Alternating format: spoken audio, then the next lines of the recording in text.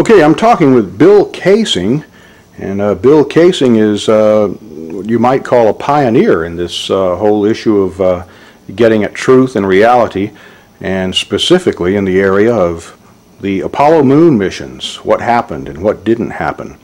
And when the module set down on the surface of the moon, the amount of propulsion that would have been required to do that, and it leaves no cloud of dust, no crater. Right. Having seen hundreds of rocket firings when I was employed by Rocketdyne, I know that the jet of the lunar module lander, the lunar lander, would have created an enormous crater. It would have scoured the moon's surface. It would have tossed up rocks, sand, everything, and created a crater maybe so large that the entire lunar lander could have sunk into it. After all, we're dealing with a 10,000-pound thrust engine, which is pointed directly at the surface, lowered into the surface, and yet, if you look at pictures of the lunar lander on the moon, there is no disturbance whatsoever under the lunar lander's rocket. And no dust deposited in the pads, the cup-shaped pads at the bottom. That's another good point. Dust would have been blown 6 ways from Sunday and would have landed everywhere. And then the famous scene, which has been played over and over, where they are landing, they're setting down, and you're hearing the astronaut talking through it. Oh, that's a good point. Let's say, became aware of that only recently, that here's Neil Armstrong talking about landing on the moon with a microphone, and yet he's sitting practically on top of a rocket engine that is putting out sound levels of about 140 or 150 decibels. Now, we know that that is absolutely impossible to overcome that sound level inside the lunar lander with a normal human voice. Eagle, we got you now. It's looking good, over. Roger, copy. Eagle, Houston, after yaw around angles, S-band pitch, -9er, yaw, +18. Roger, you're a go to continue power descent. You're a go to continue power descent. Altitude now 21,000 feet, still looking very good. Velocity down now to 1,200 feet per second. You're looking great to us, Eagle. Give us a reading on the 1202 program alarm. Roger, we got you. We're going at alarm. Good radar data. We're now in the approach phase. Everything looking good. Altitude 4,200. Houston, you're a go for landing, over. Roger, understand. Go for landing. 3,000 feet. Copy. Alarm. Altitude 1,600. 1,400 feet, still looking very good. 700 feet, 21 down. 33 degrees. 100 feet down at 19. 1201. 1201. Roger, 1201 alarm. We're go. Same type. We're go. Altitude, velocity light. 3.5 down. 220 feet. 13 forward. 11 forward, coming down nicely. 200 feet. 4.5 down. 5.5 down. 60 seconds. Lights on. 6. Down 2.5. Forward. Forward. Good. 40 feet down 2.5. Picking up some dust. 4 forward. 4 forward. Drifting to the right a little. Good. Okay. Contact light. Okay, engine stop. We copy you down, Eagle. Tranquility Base here. The Eagle has landed. Okay, we've changed our graphic picture here in the background, and it's a one-sheet poster that I put together from pictures on the website www.geocities.com/ApolloReality/.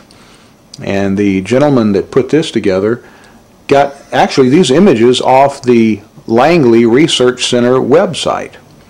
And some of these, actually, you're just seeing for the first time yourself. Isn't that right, Bill? That's right, yeah. I'm amazed to find these pictures. I've never seen any of them before except the one in the upper right.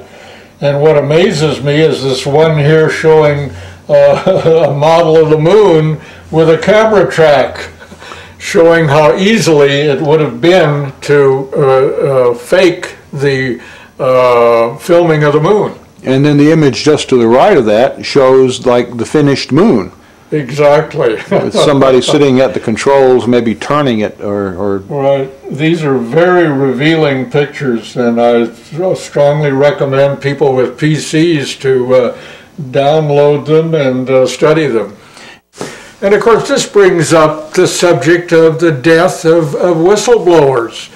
Men like Gus Grissom, who was burned to death along with Chafee and White. He went pretty open with it, putting a lemon on yeah, he was going to give an interview about what he really thought about Apollo. And as you say, he hung a lemon on the command capsule on the day that he was murdered. And we should also look at Scott Grissom, his son's evidence that a secret switch was installed in the capsule to ignite the fire that killed Grissom, Chafee, and White. We could go on for quite a while about the death and injury to people that have pursued this Apollo hoax subject very diligently. They went to a NASA spokesman who was Brian Welch. Oh yes, and right. They asked him about some of these anomalies. Right. You recall what he said about some of the things they were asking him? He tried to dispute everything that the Apollo hoax advocates brought out. But the interesting thing is that about a month after he gave this interview, he was dead. That always kind of puzzled me because he was at least trying to hold on to it, right? So, do you think they would have actually killed him just because he didn't do a good enough job? Or? Yes, I think that's what happened. He didn't do a good enough job. So they killed him as an example to other people who are defending, like Richard Hoagland. Hoagland obviously is a fake, and he's an employee of NASA who on many occasions has tried to discredit me and my associates. There are much better mysteries that call into question some of the photography, which I agree with you looks frankly hoaxed. Well, some of it could have been staged and they could have released it, Richard. Exactly. That's what some of my photographic experts that I've called in over the years, and I've been to Goddard, I've looked at the NSSD film. I mean, I have actual examples, Eric, of NASA airbrushing the moon. Well, I know this. And, but you see, I have a different model. So you're saying they faked some of the photos? I think they faked some photos. I think they've hidden other things in the photos, and I'll give you my bottom line. I think there is an enormous Apollo conspiracy, but I think we've been sold the wrong conspiracy to keep people like you, bright guys who are asking good questions, looking in the wrong direction, which these people are past masters at doing, because the real conspiracy is not did we go to the moon, it's what did we find on the moon. I know, there's aliens up there. They don't want us to know. And as I said earlier in the show, I found areas where NASA faked the imagery, I believe, to hide really cool stuff. Okay. And I found other areas where the photographs are consistent with us landing on the moon. And it's possible, Richard, that some of these beauty shots were staged and they threw them in there and grouped them in with the real ones. Exactly. Next up, let's go to our wild card line. You're on the air with us. Hi there. Our next speaker is Professor James McKinney. If you double the size of your rocket, you don't double the size of your payload. So you're very limited, and now let's try and get to the next planet or out to the moon. We have to start sending individual things up there, couple them together, and then go out to these other planets. By the way, there's a small problem with going to the moon, and inch by inch, NASA is leaking out that they know that there's a problem there. It's called the Van Allen belts, high radiation belts of charged particles around Earth, and we don't know how to get through them, they say.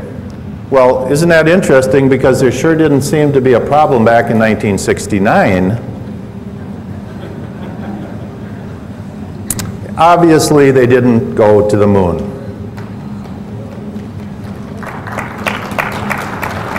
The United States did not go to the moon. The Russians knew it all along.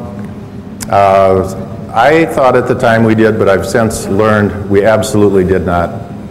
And there's no question about it. And they're starting to figure it out. NASA has a program called Living with a Star. That's a pretty name for how do we get through the Van Allen belts. They have all their top scientists working on it. It's a tremendous problem because we do not have any kind of a spacecraft that we can send up that doesn't have metal in it. And when these charged particles hit metal, they produce X-rays. Nothing you can do to get around that. So anybody sitting around something metal in outer space in the Van Allen belts is going to be French fried. And so that whole thing was a giant hoax. And you have second and third tier scientists in the United States who are running around saying, oh yes we did, yes we did. But the very top level people, what I call the tier 1 scientists, the Black Op Mill scientists, know for a fact we didn't go. And it's a real problem. They don't know how to get through there. This picture is with the new Hubble camera, and it shows that in fact if you take this angular distance out to Pluto and you translate it into the surface of the moon, we can in fact resolve the landing sites, the alleged lunar landing sites.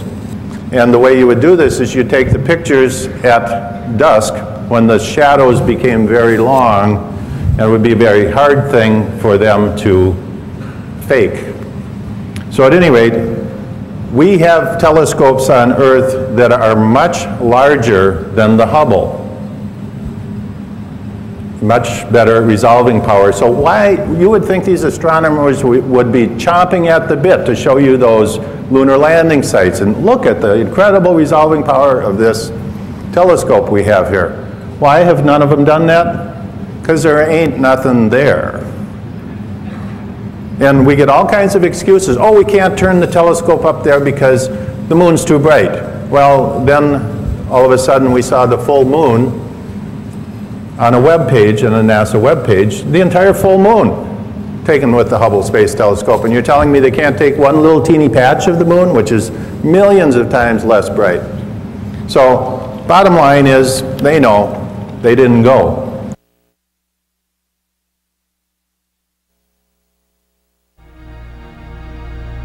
Join us now on a quest for the truth to the moon.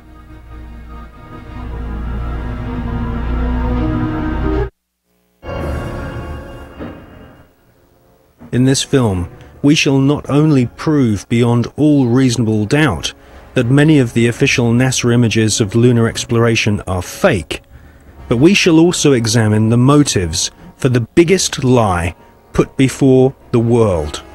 Why did NASA repeatedly fake lunar images and photographs?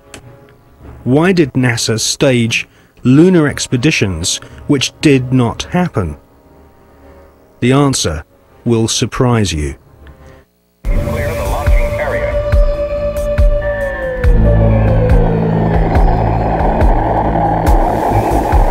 NASA spent gigantic sums of money during the 1960s, but most of it was spent on the ground, not in space. Huge American corporations, many of which were manufacturing hardware for the military, made gigantic profits designing space vehicles and, more importantly, life-sized models of spaceships, and even huge stage sets resembling the lunar surface. Someone in NASA had realized that after taking billions of dollars from the American people, if they couldn't make it to the moon, they would fake it to the moon. Obviously, if you're going to somewhere that nobody has been before, you need to have a simulator which recreates that environment as closely as you can. If you're going to the moon, you recreate the surface of the moon. And here we see a section of the lunar surface created. It's about 30 foot high, 30 foot long, 35 foot long. scale is given by the two people standing in front of it. There were plenty of simulation exercises, but the point is, and should be taken into account in virtually everything that is discussed with the Apollo program, 400,000 people may have worked on the program in total, but none of them had a need to know more than his own job required. The people who were making the rockets didn't know what the people who were making the spacesuits were doing, because they had no need to know about that. Their job was to make the best models and the best simulation of the lunar surface that they could. And if we come up to this picture here, we see the three scales on which these models were built. We have here the whole moon as one unit. It stands about 20 foot high. We have here behind it a section of the surface of the moon. You'll notice it's curved. And here we have a more detailed section of the lunar surface. What you're saying is that the images which we're told show a camera pointing out the window of the lunar module as it's coming into land on the moon could well have been filmed previously using these large-scale models. That's right. It could well be that what we are looking at are films of realistic models. We have no means of knowing if they were actually taken on the lunar surface, or whether what we're watching is part of the simulation exercise and the training exercise. And you'll notice here on these models there is a camera track. A camera starting at this end, coming down here, would approach the moon, or appear to approach the moon, and become ever closer towards it. This is a simulation rig that was built. This is the command and service module of the Apollo program.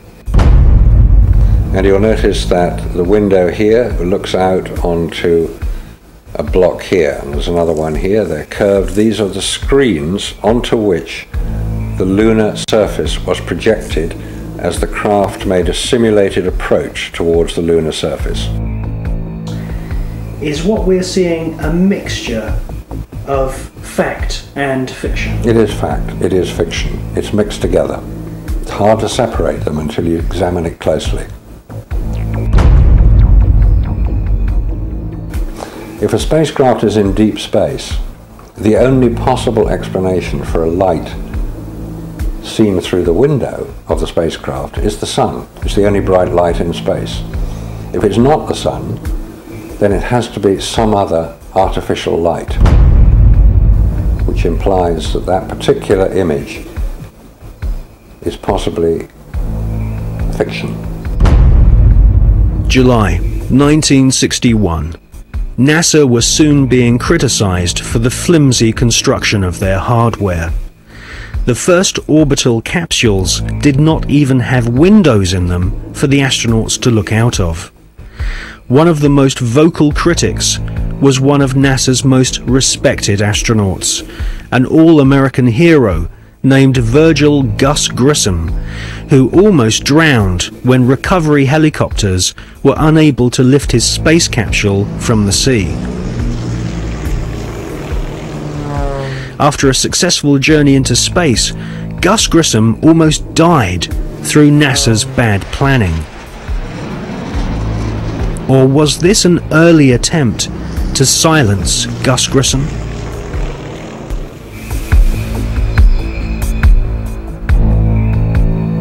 May 1963. Astronaut Gordon Cooper experiences re-entry problems in his Faith 7 rocket ship. The prototype lunar module, known as the LIM, had serious stability problems.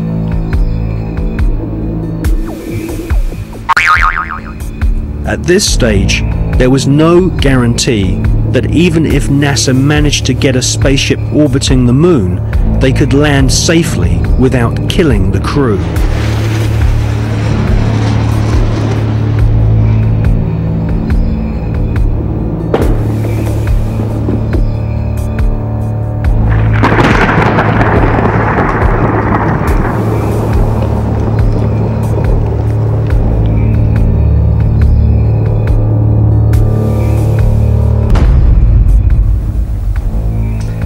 the footage which we see of the limb approaching the moon be filmed in a TV studio? It was filmed in a TV studio. There's absolutely no doubts whatsoever about that. And the way that this film was created was by the use of models. There's nothing secret about the models. They exist. You can go and see them today. The models were very lifelike, very realistic. There is one that is a life-size model. It's in Flagstaff in Arizona. It's 2 miles long, and it's an exact replica of the Sea of Tranquility.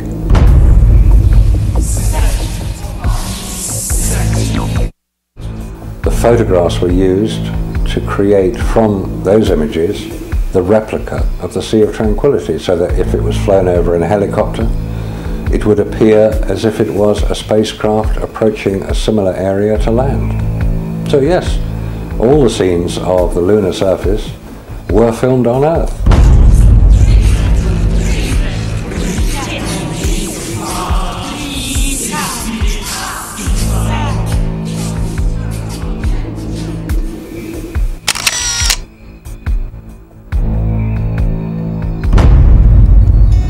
Radiation, and without having spacesuits nor spacecraft which can protect the occupants from radiation, NASA convinced the American people to pay $40 billion for the space program.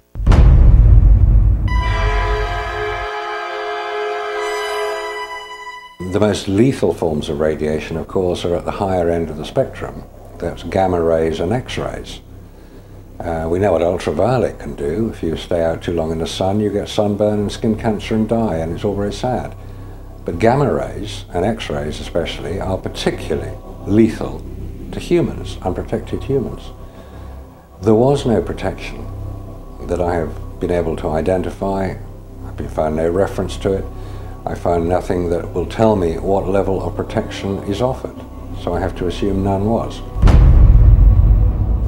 I've contacted the manufacturers of the spacesuits, and they said there was no radiation protection built into the spacesuits. Because I asked them if these same spacesuits could be used by technicians to go to Chernobyl or 3 Mile Island, because the nuclear reactors produce the same radiation as produced in space. They said no, not advisable, no protection. James Van Allen grew up in the small Iowa town of Mount Pleasant during the 1920s. He was an exceptional student, became class valedictorian, and exhibited an intense vision that even then looked beyond our planet. The environment was the time of the Cold War, and it was something scary. It was something for a child, it seemed very scary to have to hear about bomb shelters and hiding under our desks. And I remember first hearing that my father was going to go to Russia and being so frightened by that, and asking my father, why was he going to Russia? Wasn't he scared? And I remember him explaining to me that in the scientific community, what they do, and as they take data and exchange data, somehow that transcends what is going on in the political arena. So that there is always a sense that the quest for intellectual activity was something very special. Remember that, so that the Cold War suddenly didn't seem very cold to me, even as a young child. In Washington,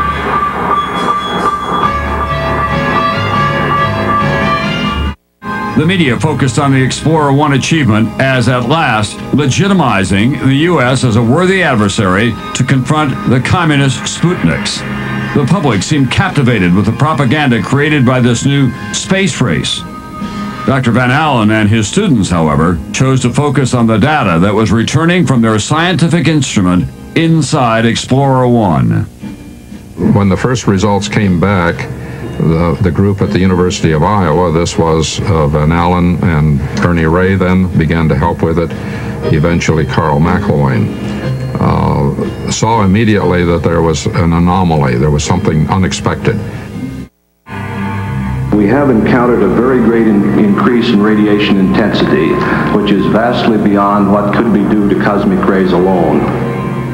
We call it geomagnetically trapped radiation. And I gave an explanation of my interpretation at a press conference following the scientific session. And one of the reporters stood up and he was trying to visualize what I was saying. And he said, "You mean it encircles the Earth like a belt?" I said, "Yes, that's great. That's what it is. It's like a belt around the Earth." And so that's the way they got the name of radiation belt, from this exchange of this newspaper reporter and myself. Well, certainly the discovery of the radiation belts was the most important discovery of the International Geophysical Year, because it represented a discovery of some major phenomenon that had a substantial impact both on scientific research and on plans for manned flight later on.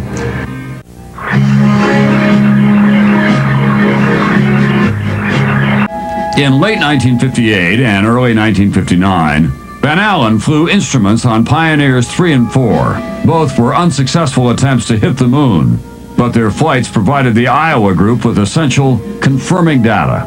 Pioneer 3 documented the existence of a second radiation belt, and Pioneer 4 became the first U.S. spacecraft to orbit the sun. Any ill effects from the Van Allen radiation belts? No. Now, I'm not sure we went far enough out to encounter the Van Allen radiation belt. Maybe we did. Say that I'm not a chemist, I'm not a geologist or an anthropologist. I'm a retired electrical engineer. I've worked at NASA Goddard for over 20 years. I'm retired now, and I have worked with image processing, which is similar to some of the things that are done on computers today.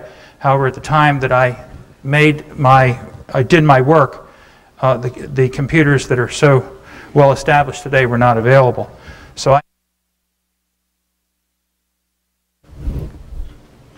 Yeah, hello. I like your presentation very much, but I got a couple of questions here. First one is, what, if any, are the differences between you and Richard Hoagland concerning the politics on the cover-up? And part two is, what's the difference between you and Mr. Hoagland concerning the scientific implications of the face, especially since Richard Hoagland kind of brings in hyperdimensional physics into the picture of the face on Mars? Thank you. Okay, the one thing I'd like to clarify, I should have done at the beginning, Richard Hoagland and myself are like oil and water. The second thing is that, and I'll go into the third thing, is that Richard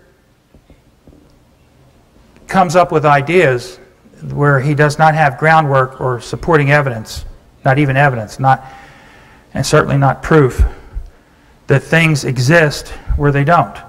For instance, I've seen some of his work where he has found swastikas and German tanks on Mars, and he has found cathedrals on the moon Europa of Jupiter that resemble burnt-out cathedrals from World War II in Europe, and various other things which not only can't be proved, but they aren't even evidence, and I stay as far away from him as I can. And there was the last part of your question concerned, I forget exactly. Yes, he always talks about hyperdimensional physics, Okay. and he comes up with all these formulas on the dimensions of also the pyramid on Mars, and all these, in his book he has all these geometric configurations, and he tries to bring in hyperdimensional physics.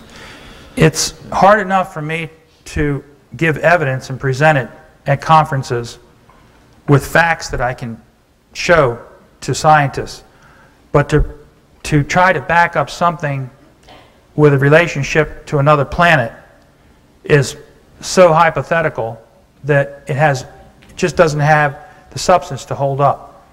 Most scientists would classify that under the term of numerology and not have anything to do with it.